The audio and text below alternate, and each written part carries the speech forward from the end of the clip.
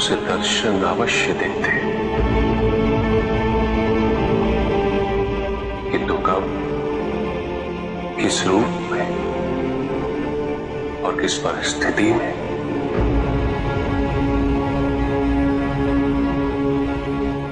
इसका पूर्व ज्ञान होना भक्त के लिए संभव नहीं होता। जब जब भक्त भगवान का ध्यान करता है, तब तब भगवान भक्त का ध्यान रखते हैं।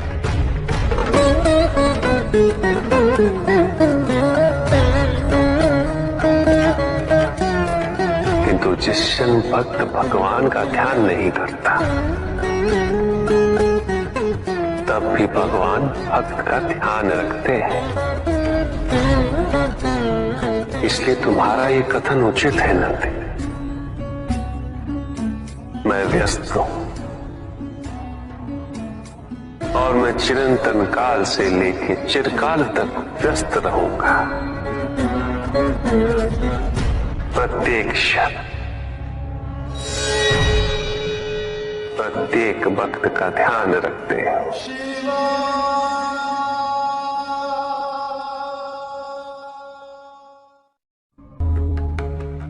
जिसके कारण स्वार्थ, विनाश, क्रूरता, अशांति और भय में वृद्धि हो, वह ज्ञान है।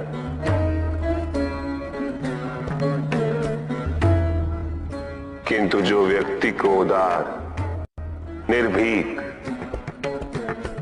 सहनशील और विनम्र बनाए, वही ज्ञान है।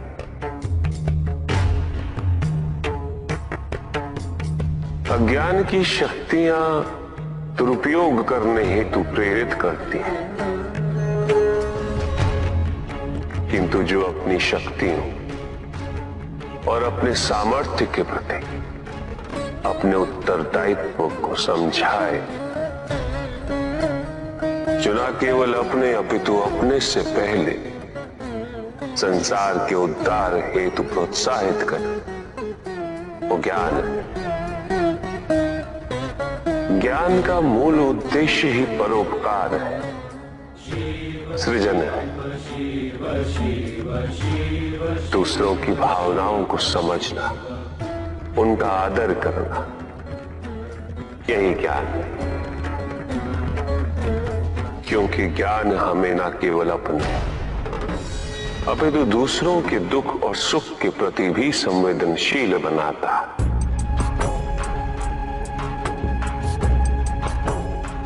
किंतु जो दूसरों की भावनाओं का अनादर करे, उसे ज्ञान की श्रेणी में कैसे रखा जा सकता है? अज्ञान के कारण व्यक्ति सांसारिकता में बंधता जाता है, मोह माया में उलझता जाता है। अज्ञान परम सत्य से दूर ले जाने का माध्यम है, किंतु ज्ञान व्यक्ति को परम सत्य की ओर ले जाता है। ज्ञान मुक्तिदायक है, मोक्ष का मार्ग है। और इस मुक्तिदायक ज्ञान का सर्वोच्च रूप है आत्मज्ञान। और यही ज्ञान की पूर्णता भी है कि व्यक्ति अपने को समर्पित करते, छोड़ दे अहंकार को, तो ब्रह्म की इच्छा ही पूर्ण होती है। और अभी भी वही फलित हो रही है। ऐसा नहीं है कि हम उससे भिन्न फलित करा लेंगे, लेकिन व्यक्ति भिन्न फलित कराने में लड़ेंगे, टूटेंगे, नष्ट हो।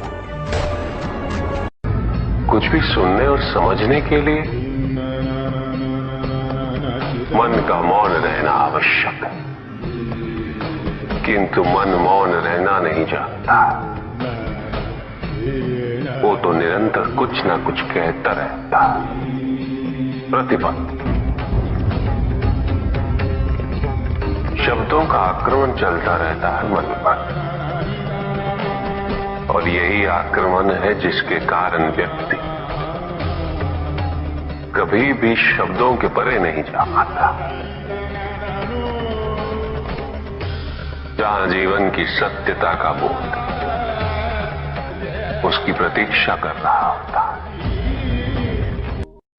कभी भी किसी व्यक्ति का विवेक, उसके संस्कार, निर्भीकता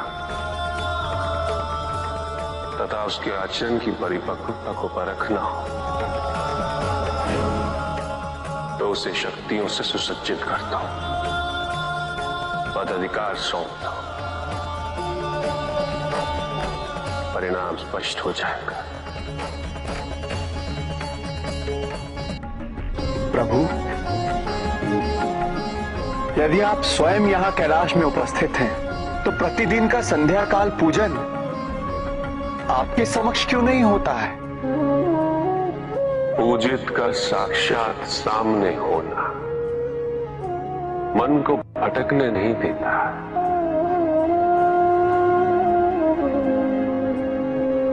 तो जो सच्चे भक्त हैं, भगवान तो उनके मन में, उनके हृदय में निवास करते हैं।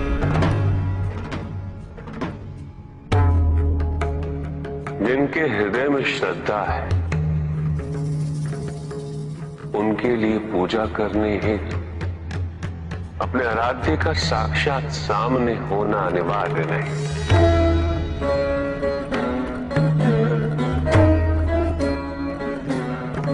वो तो अपने मन के नेत्रों से प्रतिपल उनके दर्शन पा रहे हैं।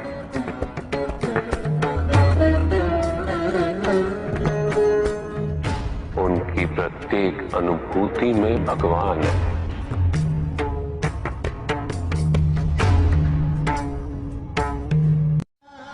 सुख आंतरिक होता है, संतोष आंतरिक होता है। उन्हें बाहरी तत्वों से रेखांकित और परिभाषित नहीं किया जा सकता, आकार से नहीं पाया जा सकता। आकार के आधार पर केवल अहंकार ही उत्पन्न होता है, क्योंकि आकार से तुलना करने का संदर्भ प्राप्त हो जाता है।